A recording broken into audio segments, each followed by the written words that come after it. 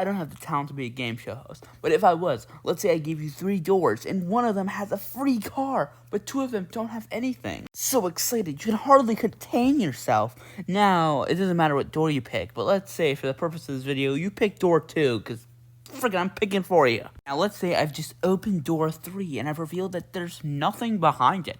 And then I ask you, do you want to switch, or do you want to stay with your choice? Now, believe it or not, you would have a better chance of winning if you switched rather than if you stayed.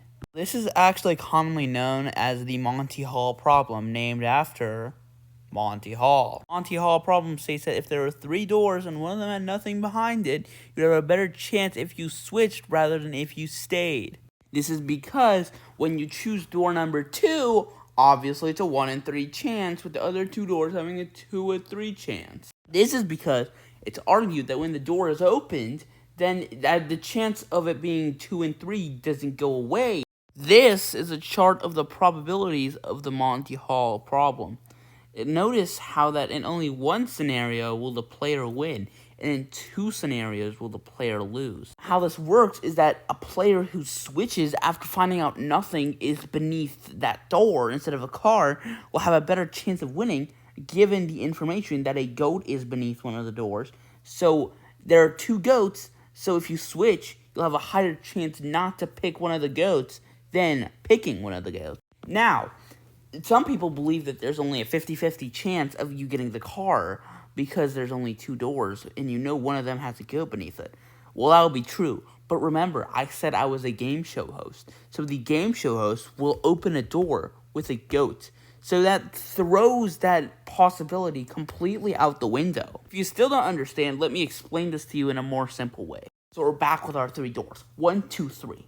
Now there's a 2 out of 3 chance that the car is not under a door you picked, and 1 out of 3 chance that there is.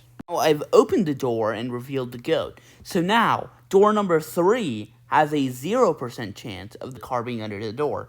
But now, that probability has shifted to door 1, making door 1 have a 2 out of 3 chance, combining, essentially, door 1 and 3's chance. Of course, still assuming that you picked door number 2. This works for any door you pick. Essentially, what's happening is I'm giving you information about which door the car is not behind, rather than which door the car is behind. Later, a man named D.L. Ferguson presented this equation to the creator of the Monty Hall problem, in which n is the number of doors and p is the number of doors opened, where n will always be closer to 1, which means that you will always have a better probability by switching. Thank you so much for watching this video. I got most of my images from Wikipedia. If you have any other questions, please leave them in the comments below. Subscribe for more math stuff, and I'll see you around.